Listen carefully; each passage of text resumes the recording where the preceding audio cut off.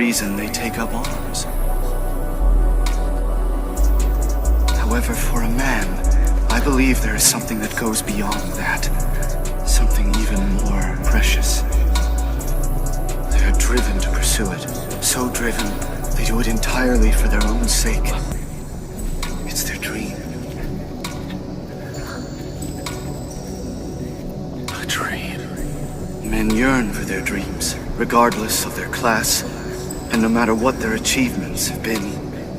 None can be sustained by their dream, hurt by their dream, revived by their dream, or even killed by it. And though one might be abandoned by his own dream, even then it will smolder in his heart forever. One should know what it feels like to strive for such goals, to willingly martyr yourself to the God named